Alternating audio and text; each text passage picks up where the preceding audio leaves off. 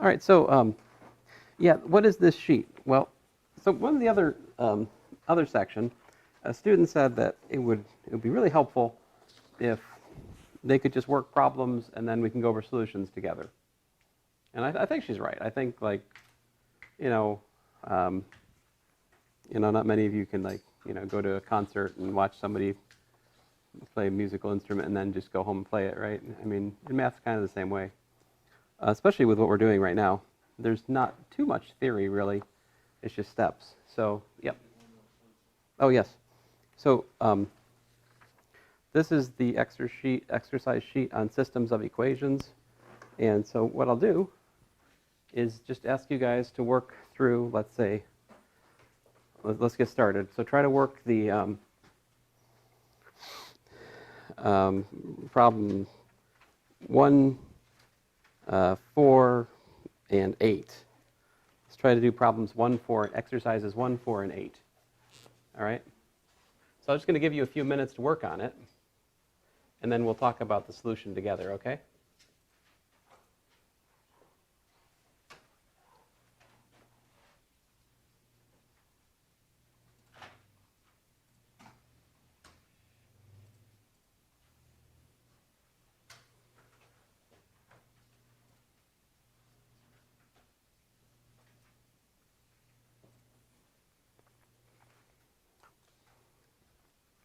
Now, I probably won't do every last one of these examples in class, right? But this is a good list of problems that you should be able to do. And in fact, you might wonder where I got these problems. Well, I'm lazy. So what I did was I took those PDFs that I gave you guys, and I went and I cut and pasted the problems from there onto this sheet. These are literally the problems in your electronic homework. Once we solve these together, that is one of the problems in your homework. You can go put the answers in to my math lab, and then you'll have credit, right? So these are actually your required homework, for the most part, I think. I don't think there's much randomization. So I don't collect these. This is just something we're doing together. I'm trying to mix up the format of class a little bit to try to get you guys more involved. All right? I hope that makes sense.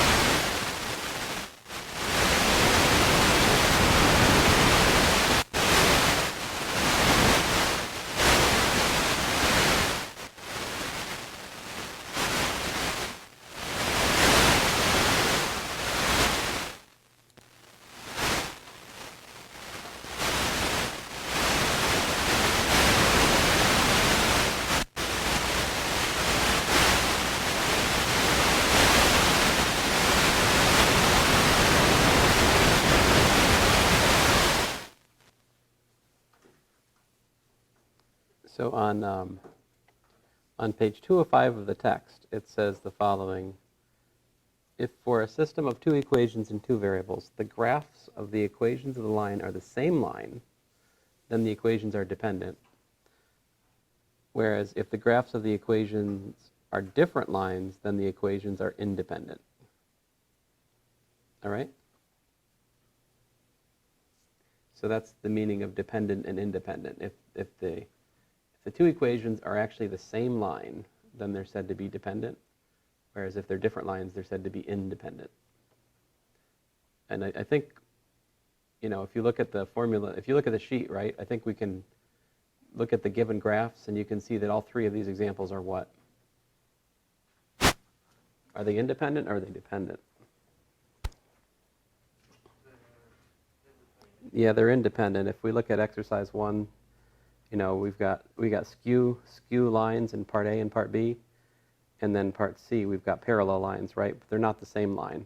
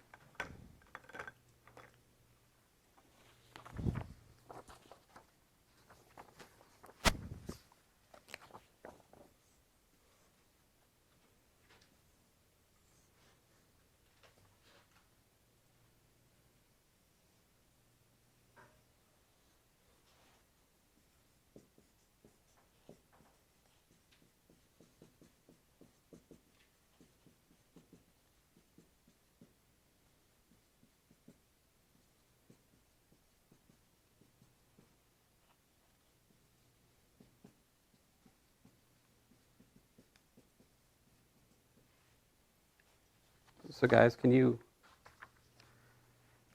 let's talk about exercise number 1 here for a second. We'll try to wrap that one up. Can you guys tell me, so we agree that these are independent because the graphs which are given to us, right, are not the same line, right? If they didn't give you the graph, what would you do? You would graph it. There you go. Is that what you said? Or how would you do that, though? Find your slope and your intercept, right? How would you do that? Yeah, I heard make them y equals, solve for y, right? Right, so solve this one for y, solve that one for y, solve everything for y, and then you can compare, right? Totally agree. Perfect. So my next question is, how could you change this problem, one of these parts, to make it dependent? How could we, with a small change, we could make part C dependent. How would we do it?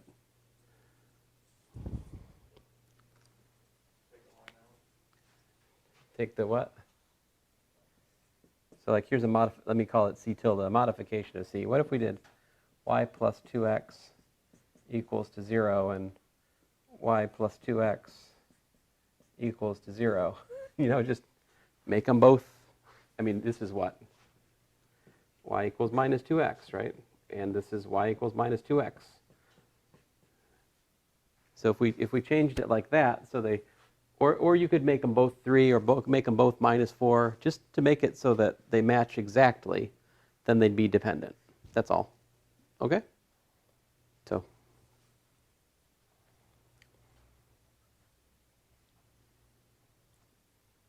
show of hands, who thinks they know how to solve number 4 and like you feel confident about what you did? I have 1, 2, 3. Okay, so what did you guys do for number 4?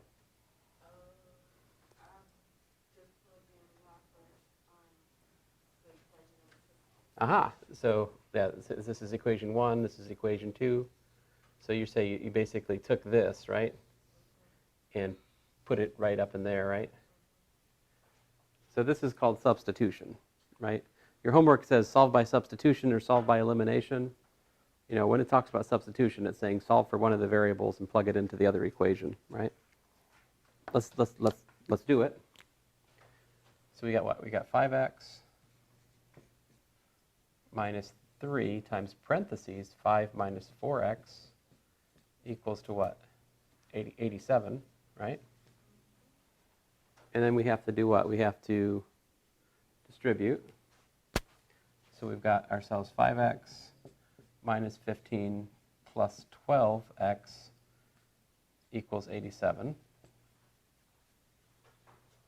I'm gonna collect the like terms with the x's. How many x's do we have?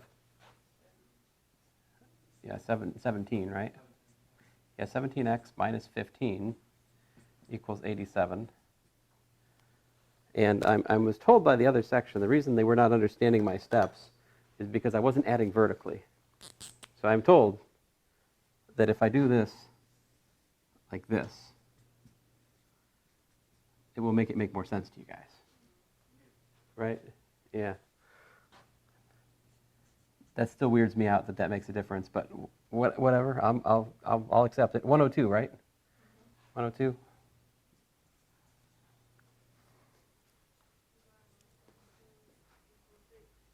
Right. So 102 is okay. Yeah. So x equals to 102 divided by 17, which is, by the way, 6. Because 6 times 17 is 102. Because 60 plus 42 is 102. Anyway, you got a calculator.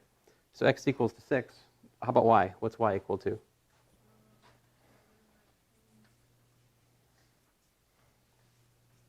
I heard a negative 19. How did you get that? Which one did you use? Equation 1 or equation? Yeah, use 1. That's definitely the way to go here. So y equals to, what is it, 5 minus 4 times 6, which is 5 minus 24, which you told me is minus 19. I'll agree. So solution is an ordered pair. It is 6 comma minus 19.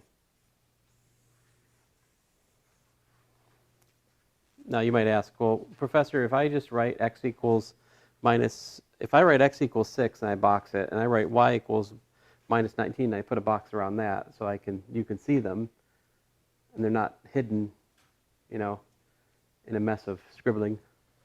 If I clearly box x equals 6 and y equals minus 19, and yet I don't write 6 comma 19, am I still going to get credit for this problem? The answer is yes. Yes, you will get full credit. Okay. This is not the hill I want to die on in here. Yes. Technically the solution's a pair. We write it like this. Certainly, there's homework problems. You're going to need to think about it that way. But anyway, I think you guys could do that.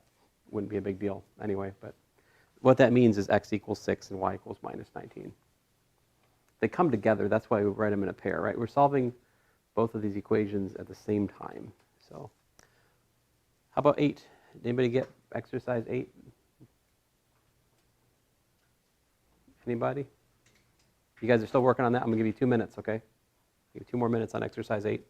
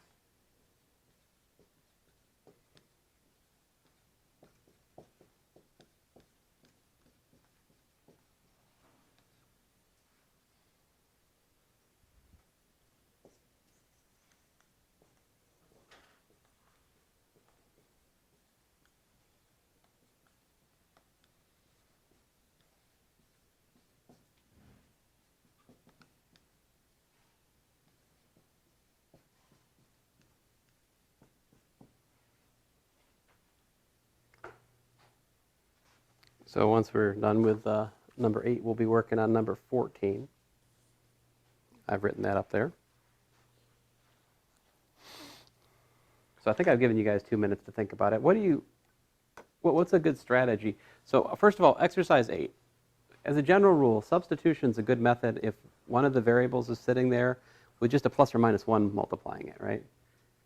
If all of the variables, all the different terms in your equations have numbers that are like larger than 1 and they're not particularly nice or whatever, then probably the elimination method is a better choice. And so the elimination method, what the goal there is to either add or subtract equations in such a way that we either get rid of x or y. So do you guys have a suggestion for me as I look at equation 1 and 2 here, what should I do? Multiply by -6. So we're going to multiply 2 by -6, and that will give us what I'll call equation 3, which is going to be what? Minus 24x minus 30y equals -6. So I distributed the 6 through, like 6 times 4 is minus 24, rather 24, and 6 times 5 is 30. The minus goes through both, right? Are we? Yep. Can you write that a little bigger, please? Oh, yeah. Sorry.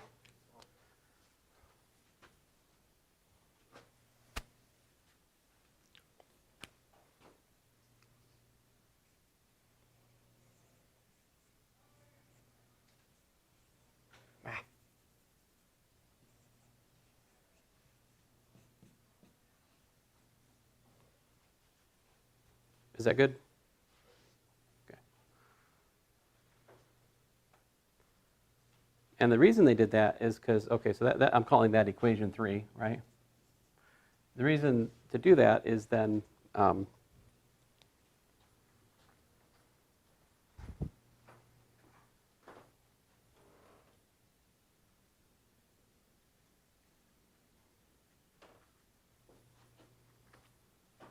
don't be afraid to write equation 1 again, right? What's equation 1? I'm going to write it right under this, right?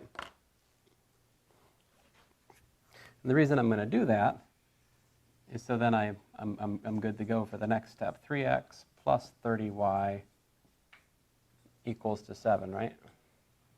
So then we can take those two and we can add equations, right?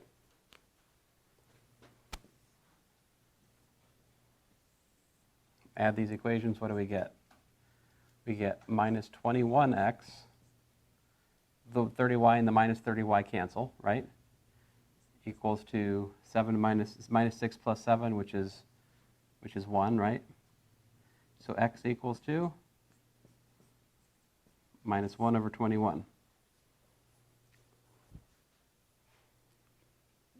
How do we, first of all, let me stop. Is there any questions? Do you understand why they told me to multiply by -6? I mean, it's just to make those y terms match up so that they can cancel, right? No, you could have also done something like, another way you could do it would be to take the first equation, multiply by 4, and take the second equation and multiply by 3, and kind of make them both meet at 12x. You could do that. And then you could make the 12x's cancel. That'd be like another way you could do it. It doesn't really matter.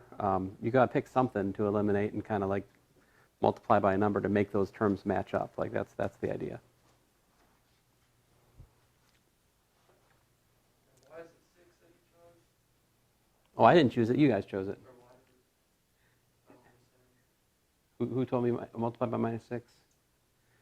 So Brianna, can you tell them why? Okay, so if you multiply by -6 on the second one, it makes the y value, like the one that's y, it makes it -30, so you can eliminate. So you're trying to find the number that matches the top one. Yeah, you're just trying to find a number that you can add and like you can make them both the same, and then you can eliminate them. Right. Well, we'll finish this, and I'll show you another. Sorry. I fixed it. It's You think? Okay, I fixed it. it's fine. Don't worry, I've done worse. Let's see here. So we still need to find y, right? What's y equal to?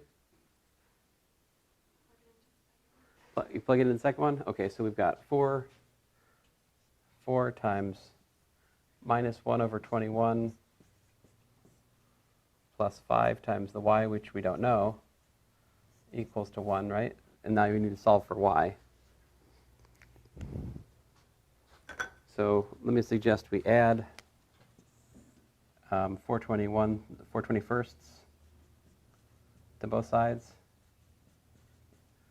So we get 5y equals to 1 plus 4 over 21, which is, by the way, 25 over 21. Because 21 plus 4 is 25, so it's 25 21sts. And then divide by 5, we get y is equal to 5 over 21. So x equals to minus 1 over 21, y equals to 5 over 21. And if we write our solution as an ordered pair, the solution is minus 1 over 21, comma, 5 over 21.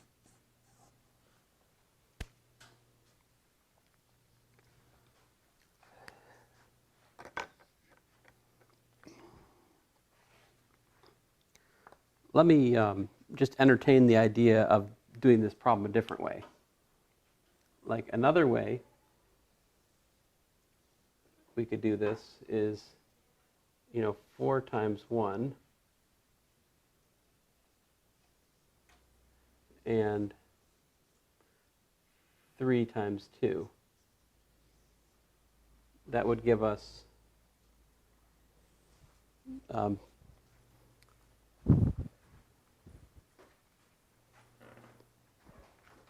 you got it? Okay. I'm about to go over here. It's fine. That would give us, 12x. What's 4 times 30? 4 times 30 is 120, right? 4 times 7? 28, right? And 12x, 3 times 5 is 15. And 3 times 1 is, 3. So that's a different thing we could have done. We could have multiplied them each by a different number to make them meet at the least common multiple. So like 12 was the least common multiple of 3 and 4. That was the idea here. And then if you subtract these guys, we get what? The 12x's cancel, and we get 105y equals to what? 25. So y is 25 over 105. But what's 105 is what? 5 times 21? And 25 is 5 times 5, so the 5's cancel, and you're left with 5 over 21. So guess what? Of course, same answer, right? And then if you went the way I went in the brown, then you could go back and plug it in and find the x. So as long as you have a plan and you execute that plan and don't back off of it, you should be able to solve these problems,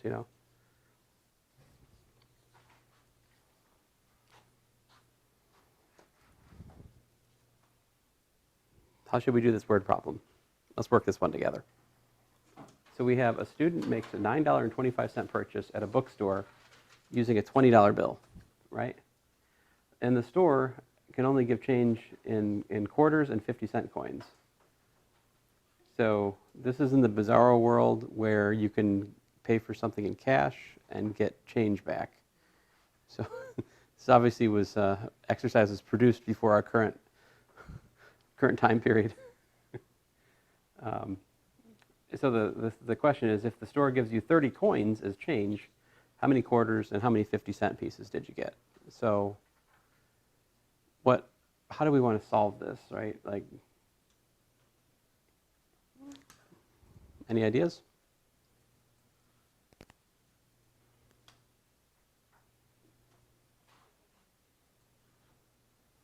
When we're facing a word problem, right, we need to invent variables that label the things that we're interested in finding. So then we can write down algebra equations to work on the problem, right? That's the idea. What are the things we don't know here? Exactly, yeah, number of quarters and the number of 50-cent pieces. So I say we let the number of quarters be, let number of quarters be what? Q, aha.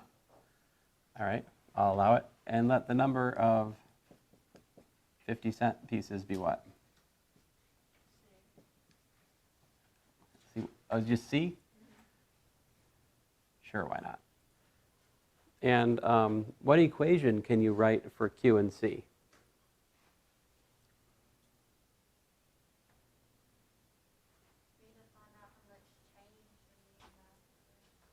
Right. Well, that's a good question. What is the total amount? What is the change equal to? So you got that from doing $20, right? Minus $9.25. Let me just write the 20 minus 9.25. So we're working in dollars, right? I mean, you kind of got two choices, right? You can either work in dollars or work in cents. Yeah? You're like, I'm going to do this problem in yen. No, you guys are not that. All right, so 1075 is what you guys told me. 1075 is a change. And what is that also equal to?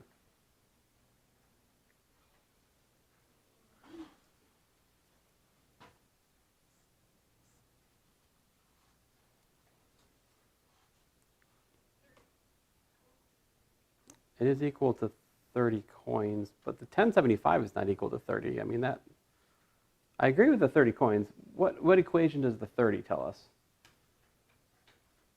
What equation does that 30 coins has changed. What equation do we get from that? How about this? Q plus C equals to what?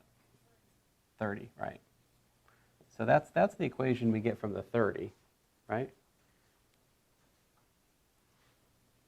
1075, what's that equal to? Let me ask a different question. How do we get the number of dollars that the quarters gives us? I mean, for example, if Q is equal to 4, that gives us $1 worth of quarters, right? Q equals to 8, we got what? $2 worth of quarters, right? So it seems like we need to do what? We need to take Q and do what to it to get the number of dollars Q gives us?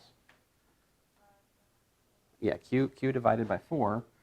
That will give me the amount of dollars that the quarters gives us. And how about the 50-cent pieces, right? We should do what? Divide by 2. Now, if you don't like that, you could also look at it this way. It's 0.25 times Q plus 0.5 times C. I mean, that's the other way you could look at it. Like 0.25 times the number of quarters gives me the amount of dollars for quarters, or 0.5 times the number of 50-cent pieces gives me the amount of money from the 50-cent pieces. But I think division's easier to think about here to set up. Anyway, long story short, we have 2 equations and 2 unknowns, right? So let's write those down, So we must solve what? We got to solve Q plus C equals to 30, and also, Q over 2, Q over 4 plus C over 2 equals 1075. So I think that substitution is a good method for this problem, don't you think? I mean, we can easily solve the first one for like either C or Q. What do you want to solve it for? Solve it for C? All right. So we see C, and we see C. C is equal to 30 minus Q, right? Now I plug that into the second equation, and that gives us what? Q over 4 plus 1/2 of 30 minus Q, right, equals to 1075, right?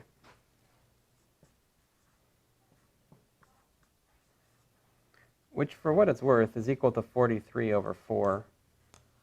My logic there is 40 quarters is $10, so 1075 is 10 plus 3 quarters, which would be 43 quarters, you know? And I'm just saying that because, I don't know. I mean, how do you guys want me to solve this? I can think of a way to solve it without a calculator. Or I could get the calculator and do it. What do you want? Without the calculator, all right. Is it longer? No, I mean, I'm just multiplying by 4. So if I multiply this by 4, I get Q plus twice times 30 minus Q equals to 43, which gives me minus Q plus 60 equals to 43. And then I subtract 60 from both sides. And that gives me minus Q equals to minus 17. So apparently Q is equal to 17.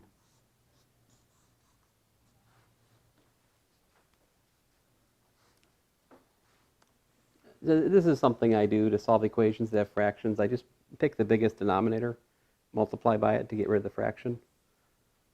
The other way to solve this would be to just deal with the fractions. We can do that as well. Do you want to see how that looks? I heard one, mm-hmm. I heard one no. So the person who said no, you can get out your phone, check Facebook, whatever. Wait a minute. You're not old. You don't care about Facebook. We don't have Q. Do you guys still do Facebook? I love Facebook. You love Facebook. Oh. I deleted Facebook like, I don't know, a few months ago.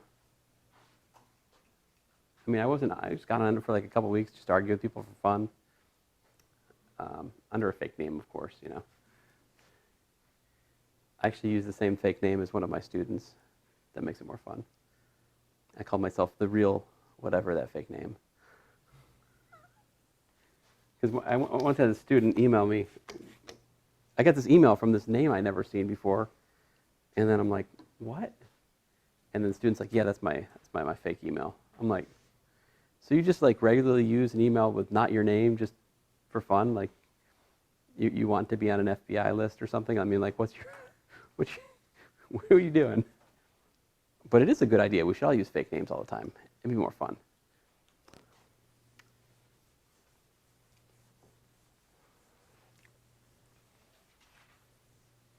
Anyway, so you enjoy the Facebook? I mean, I'm not on Facebook, but I see lots of things in Facebook because my wife regularly says, look at this, look at this, look at this, you know. And of course, you got to share pictures of the kids with the grandmas. So there's always that. But I think the main problem with Facebook is this. Where is the dislike? Right? There should be a dislike button. Yes, there's the like button, but what about dislike? Right? There's no like. But you just don't like it. No, but I want to actually hit dislike.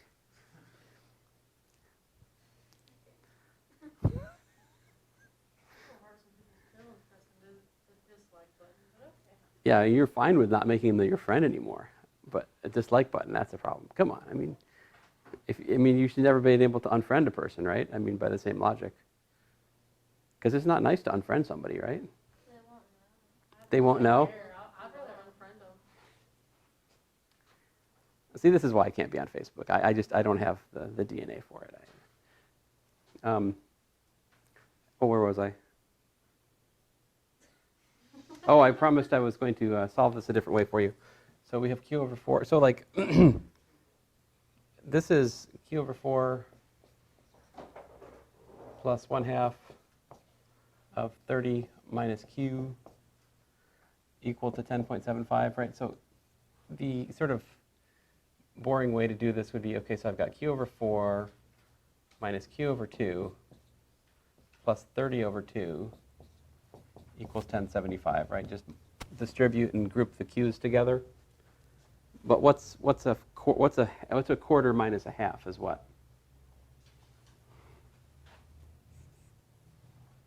What's 1/4 minus 1/2? That's 1/4 minus 2/4, right? Which is what? Minus a quarter, right? So yeah, so this first one is minus 1/4 q, and I'm going to go ahead and simplify that 30 over 2 as what? 15, right? And so we got what? We got minus 1/4 q, subtract 15 from both sides, right? So minus 1/4 q equals to what? Minus 4.25. So q is equal to minus 4 times minus 4.25. You get out your calculator, and what do you get?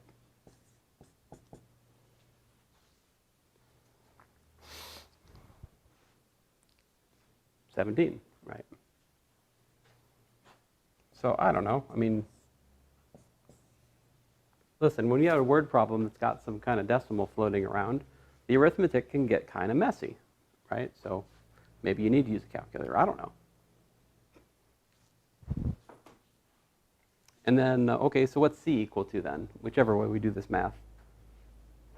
13, right? Because remember, c plus q has to be 30, so we got 17 quarters and 13 50-cent pieces. Does that check? Like,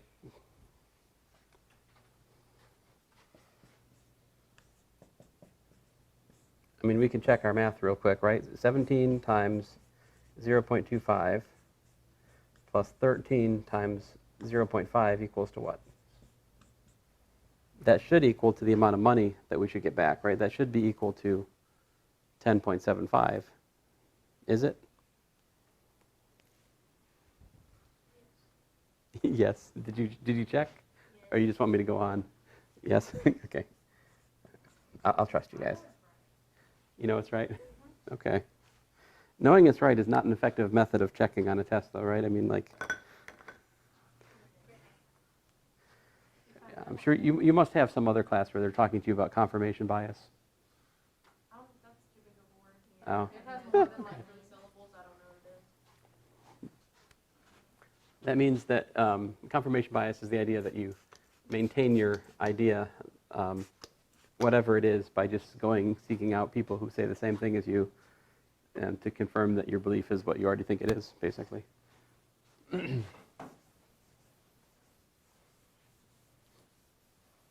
I personally don't have a problem with confirmation bias because I only watch news that I agree with, so. That was a joke. All right. Although, is it a joke if no one laughs? That's a good question. I don't know. Okay, so let's look at another example. If I can find my marker. Actually, I'll let you guys pick. Which one would you like to do next? Do number 13? All right.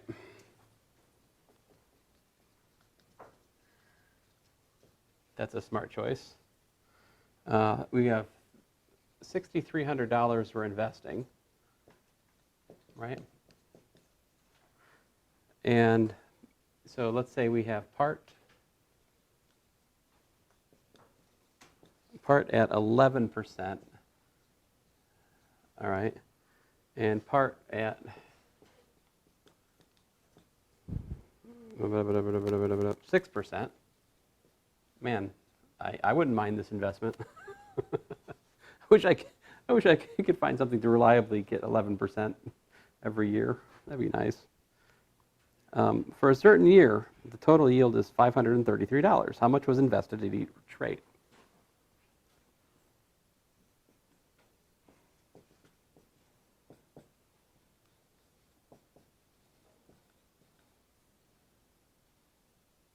So How much?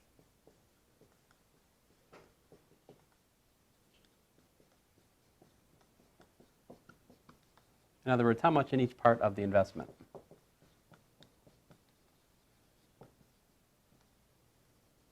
All right, so just like the last problem, how do we want to attack this? Like how do you do it? Like, we need to come up with letters for the things we're interested in finding, right?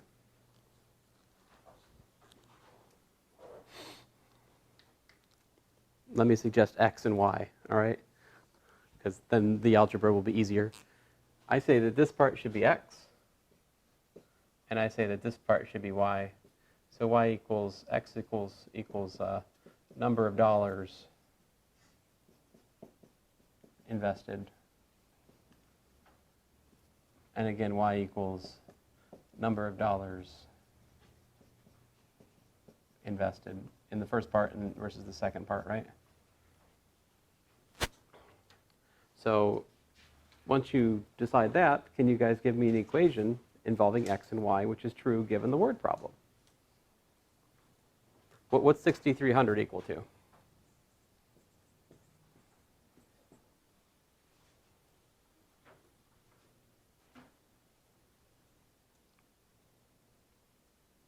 As a general rule of order, when you're given a word problem, don't make it more complicated than it needs to be, right? We're supposed to assume that there are just two parts to the total investment, right? So 6,300 has to be equal to what? Well, those are percentages, so no. What's that? Is it what? Yes, in terms of X and Y. There's no decimal percentage part to here yet. I mean, I agree, that's part of it. That has to do with the 533. So 533, X plus Y, there we go. Because the sum of the investments is 6,300, right? The amount of interest earned is 533, right? And that's where we need those percentages you're talking about. 11% is what, 0.11? So I do 0.11 times X. That term gives me the amount of money that the X investment earns for me over that 1 year, right? And then I do plus, yeah, 0.06Y. And there you have, I mean, there, and then, so now you see why this exercise is in this exercise sheet, right? Because this is two equations and two unknowns, right? And now how do we solve it? I think substitution's a good method again here. I'm going to solve for y, right? So the first equation gives me y equals to what?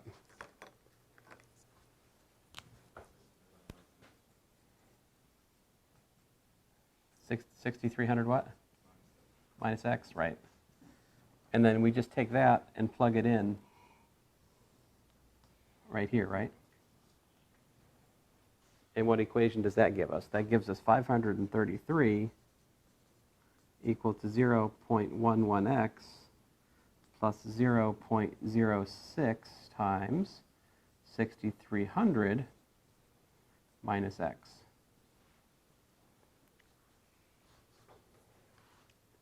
Now I'm not going to try to do anything fancy with like avoiding fractions or anything. I'm just going to do the math here and let the calculator, do its work.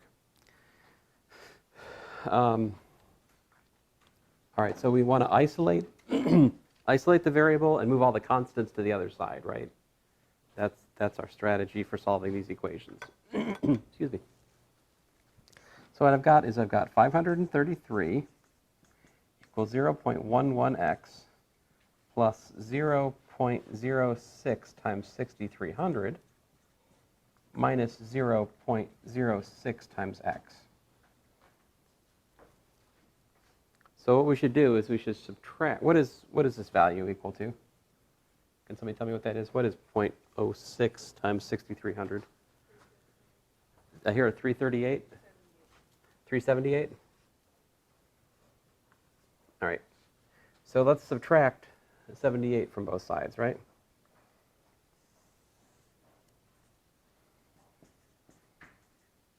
What's 533 minus 378?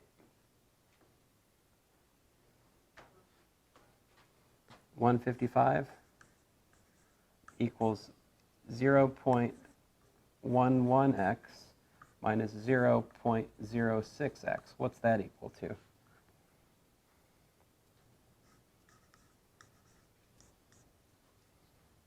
What's 0.11 minus 0.06? It is 0.05x.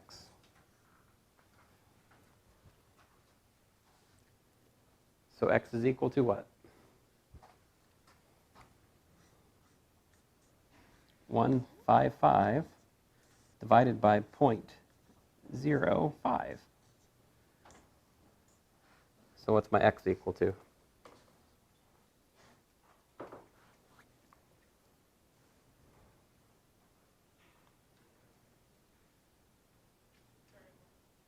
$3,100. Very good.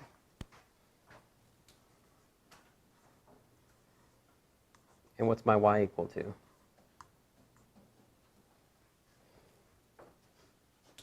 Remember? What's that? 3,200. How did you know that? Because why?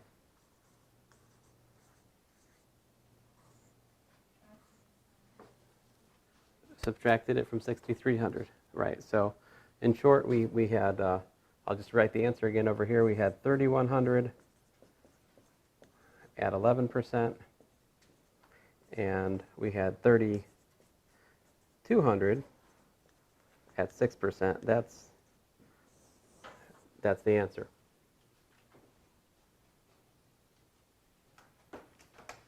Mr. Cook, I have to go to Meridian for the Meridian team to set up stuff. Wait a minute. I'm on For the Meridian team. The what? We have a rodeo this weekend. You have a rodeo? Yeah. Well, doesn't it start tomorrow? Yeah, we gotta go. Well, this is. I have heard many excuses before, but I have never had rodeo as an excuse. This is new for me. I mean, I am not questioning the existence and the validity of said activity. I'm just delighted because it's interesting and new. Yeah. Gotta go set up for it. Do you have clowns? Like, is there a Rodeo rodeo? clown? Is there a rodeo clown? But they don't, it's not what you think. They don't get hurt? No, they don't get hurt. Well, there's no fun in that. Entertainment of the show. Does anyone get hurt? I mean, the bull riders most of the time. Bull riders most of the time? All right, well, there's And that. bullfighters. Bullfighters. It starts at 7. Once you butcher the, like, once you, oh, I'm thinking of the matadors. Never mind. There's no barbecue afterwards, right? No, okay. So that's a different thing. In Spain. Okay. So, hey, before you go. We are moving on to polynomials. I'm going to spend the last 15 minutes or so class on polynomials. So, we still have 15 minutes, indeedly. So, we will come back and solve more equations some other day. How about that? I think we should start working on polynomials as well. So I'm going to define a polynomial for you today. I'm going to show you how we evaluate a polynomial. And then I'm going to show you how we multiply a polynomial with an example or two. What's that? Chapter 4. That is correct. I think there's just section 1, 2, 3, and 4. We've done problems from each one. Like the section 4 is word problems. I think 1 is just like setting up what an equation is. It was that stuff we did before with like the graphical version versus the equation version. And then like once you have that, then you solve them, right? So could we do more? Yeah, we'll do more. But I think it's healthy and good for you guys to see the definition of polynomial and start working on it, because this is a belief I have. Like I believe the longer after you first see a definition, it kind of sinks in, and the longer it's in your mind, the better chance you have at like succeeding in it in your future endeavors. So like, I think it's in your best interest for us to talk at least a little bit about polynomials today, and then we can come back and do more systems and equations next time. But there you go. Now you got the in-class exercise sheet for polynomials, which I'll be ignoring today, by the way. We'll get to those next time, maybe. So definition, what is a polynomial? Let's get to it.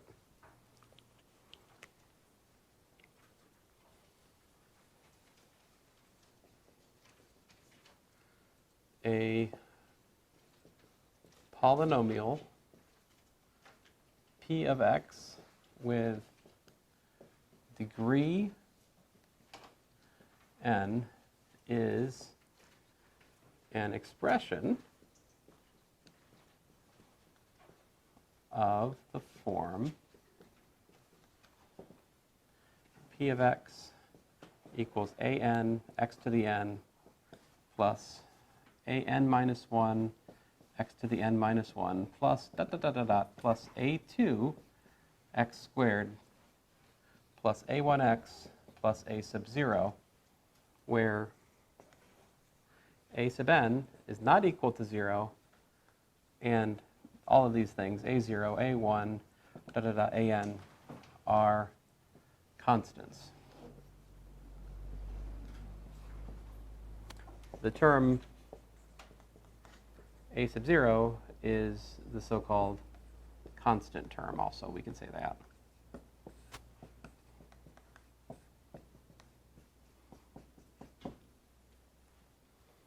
So this is a polynomial. Special case,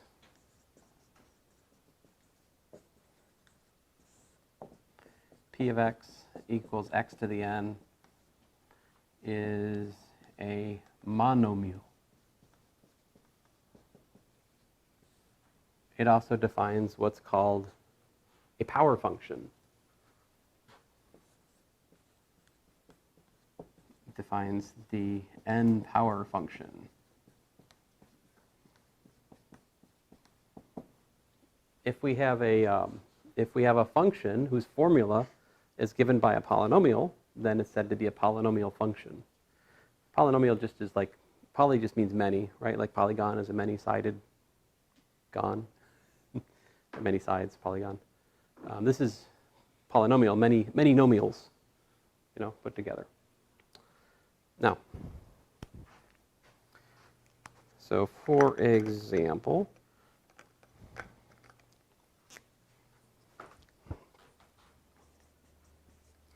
we could look at something like x squared minus 2 times, let's say, x to the 4th plus 3x squared minus 7. All right? And my point to you is we can take polynomials and we can do things using algebra like we've already been doing. What I'm trying to say is we can use the distributive property and some basic rules. So let's go ahead and do that here. So the way this works is x squared times x to the 4th plus 3x squared minus 7 minus 2 times x to the 4th plus 3x squared minus 7. So this is the distributive property. Do you see what I did?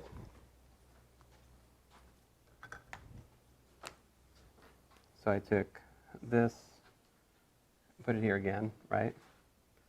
And then this guy is this guy. And then this one went over here. And I put that again, So that's the pattern. And now we do what? We multiply through, right? So distribute again, but this way.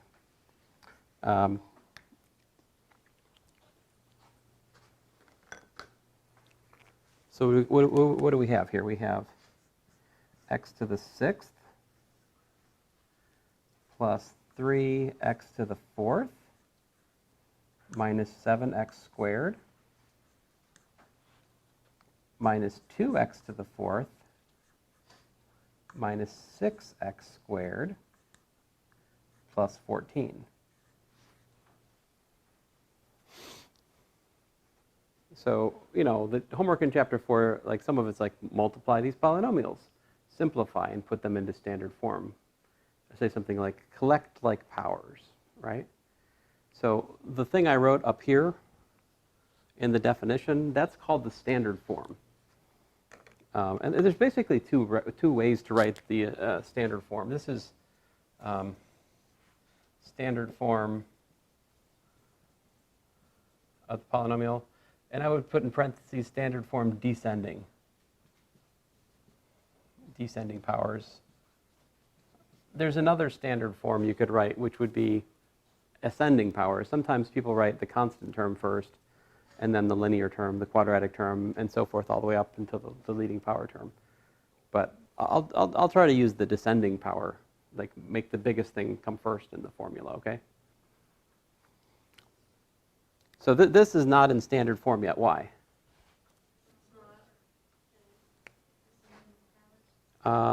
Yeah, not always. Like the x to the 6th is the biggest guy on the block here, but right, we should combine this and that, right? The 3x to the 4th and the minus 2x to the 4th gives us what? Is there any x to the 5th term, by the way?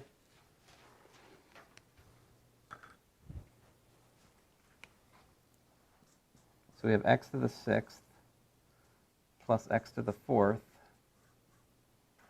Is there any x cubed? Nope. How about x squared?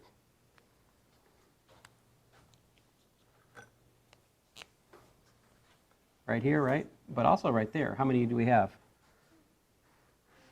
Looks like minus 13, right?